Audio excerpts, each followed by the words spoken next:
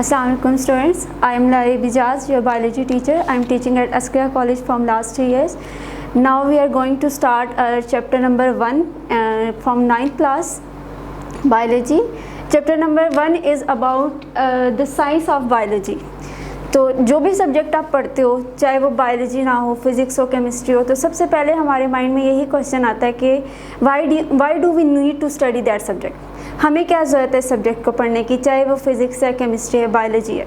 ठीक है, तो पहले मैं स्पेसिफिक सब्जेक्ट पे आने से पहले ये बताऊंगी कि हमें साइंस को पढ़ने की क्या ज़रूरत है। ठीक है, जैसे जितने भी लिविंग ऑर्गेनिजम्स हैं, आपको पता है कि अल्लाह ताला ने इंसानों को जितने भी एनिमल्स हैं उनमें सबसे सुपीरियर रखा है, हमें अशरफुल मखलूक़ात का। वो किस बेस पे कहा हुआ है कि हमें जो है अल्लाह ताला ने सोचने समझने की सलाहियत दी हुई है। हम किसी चीज़ को देखते हैं, ऑब्ज़र्व करते हैं, उसको हम सोचते हैं। ठीक है, उससे साइंस भी यही है। साइंस क्या है कि जो भी हमारे पास जिस चीज़ें हम देखते हैं, सबसे पहले हम उनको ऑब्ज़र्व करते हैं। ठीक है, कोई भी सराउंडिंग में हमारे पास कोई भी चीज़ हो रही है तो हम उसको ऑब्ज़र्व करेंगे।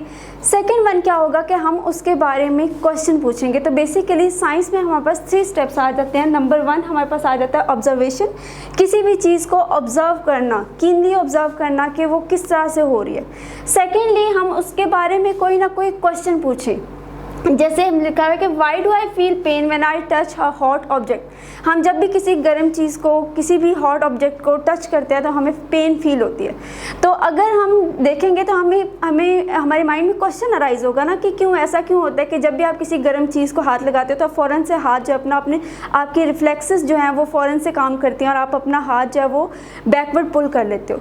तो ऐसा क्यों होता है? तो हमारे माइंड में डिफरेंट क्वेश्चन आते हैं। हम देखते हैं कि अब आप प्लांट्स को देख रहे हो, आप कहीं जा रहे हो, आपने देखा कि बहुत सारे रोज़ के प्लांट्स लगे हुए हैं, या फिर आप ऑब्ज़र्व करते हो कि जो रेड रोजेज़ हैं, ठीक है, उनसे आगे जो नए प्लांट्स आएंगे उन पे भी रेड रोजेज़ ही आएंगे।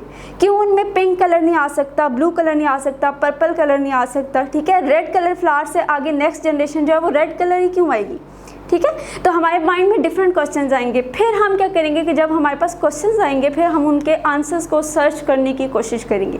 That is all about science. चीज़ों को ऑब्ज़र्व करना, फिर उसके बारे में क्वेश्चनिंग करना और फिर उन क्वेश्चंस के आंसर्स को ढूंढने की कोशिश करना।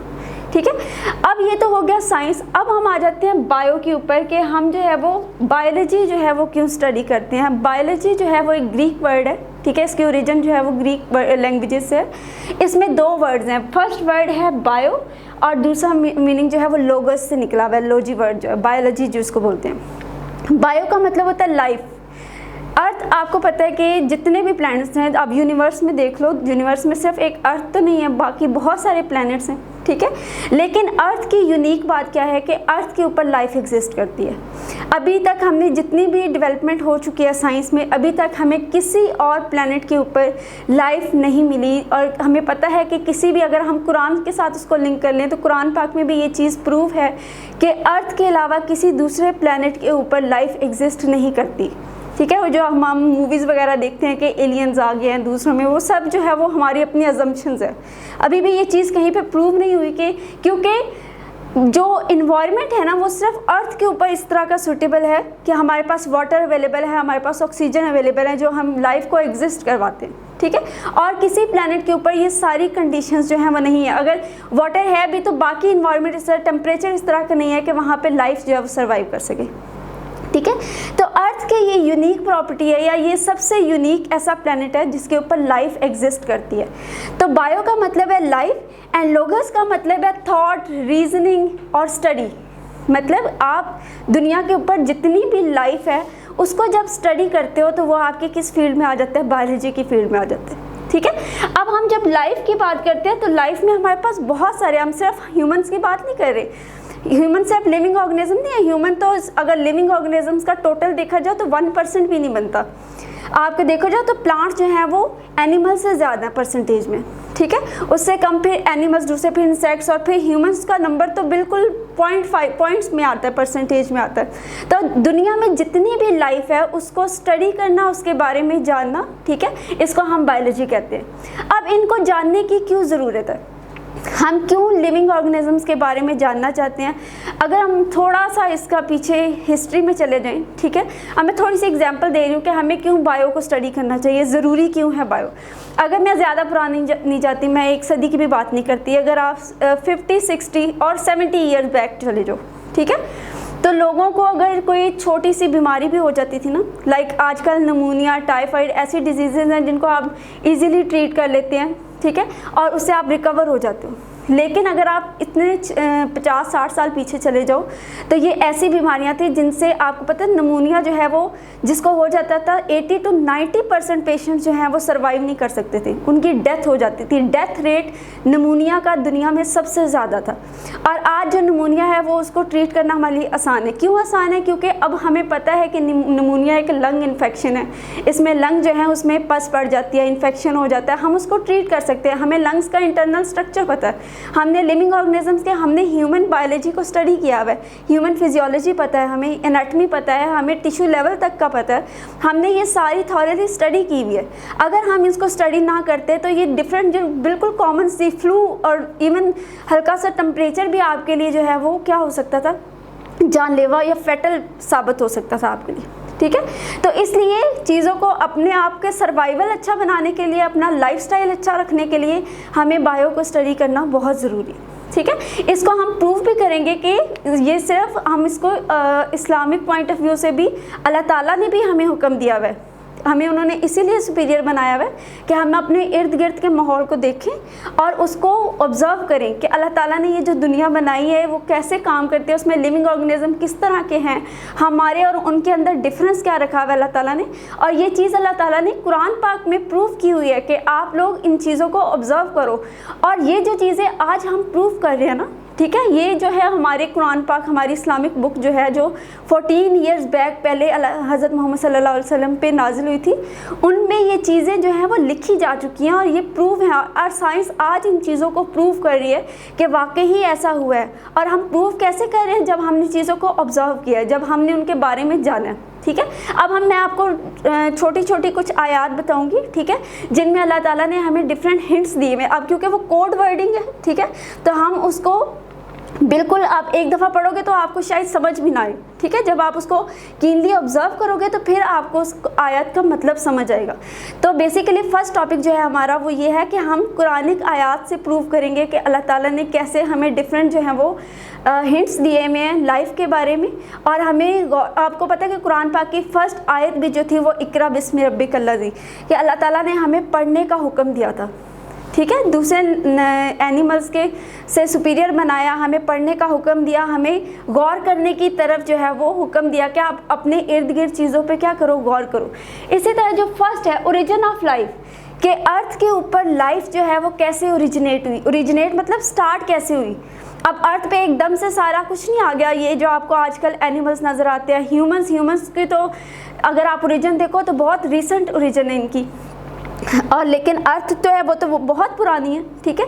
तो इसका मतलब है कि ये जो सारी लिविंग ऑर्गेनिजम्स आई हैं ये स्टेप वाइज आई हैं, सारी चीज़ें एक साथ जो है वो अर्थ के ऊपर नहीं आई। आपको सबसे पहले हमें, अगर हम बहुत डिटेल में जाएंगे तो हमें पता होगा कि ये जो है वो सबसे पहले माइक्रो ऑर्गेनिजम्स आए, माइक्रो ऑर्गेनिज्म से फर्दर आगे एवोल्यूशन होती गई, तो फिर हमारे पास इनवर्टिब्रेट्स आए, इनवर्टिब्रेट्स से फिर आगे फर्दर एवोल्यूशन हुई तो वर्टिब्रेट्स आए, और ह्यूमंस तो सबसे मॉडिफाइड फॉर्म है, ठीक है, जो सबसे लास्ट में अर्थ के ऊपर आए हुए, ठीक है।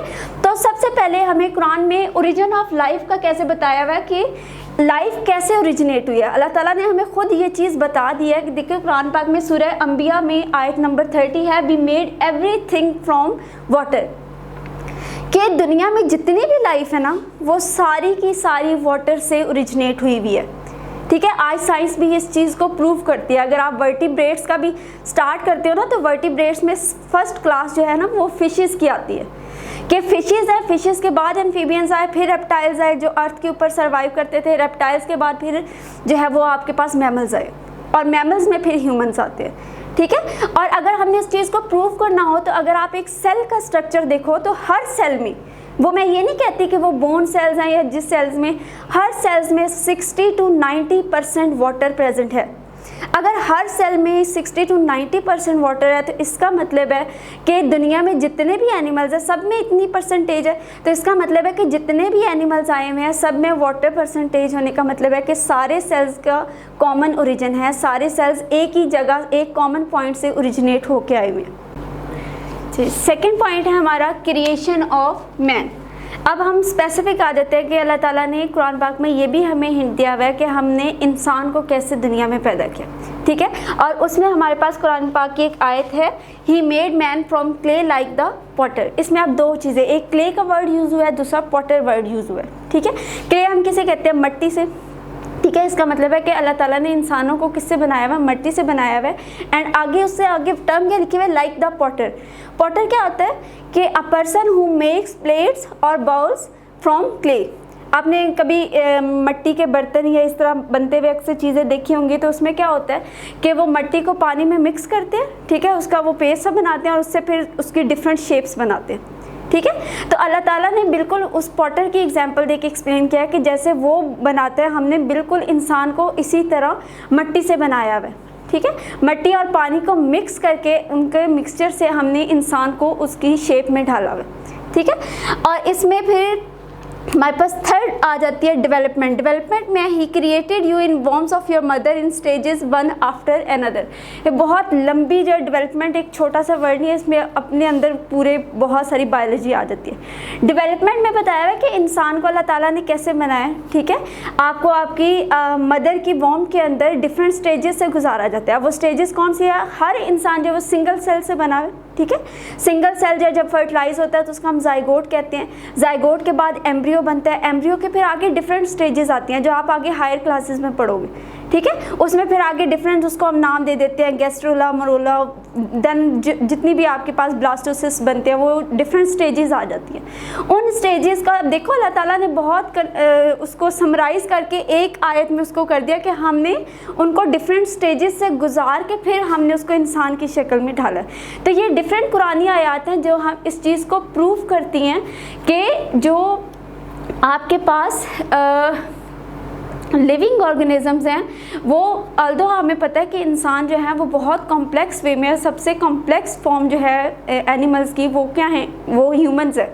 इनका ब्रेन सबसे ज़्यादा मॉडिफाइड है। हम ब्रेन क्यों मॉडिफाइड है, क्योंकि जितने भी दूसरे लिविंग ऑर्गेनिजम्स हैं उनमें सोचने समझने की सलाहियत नहीं है।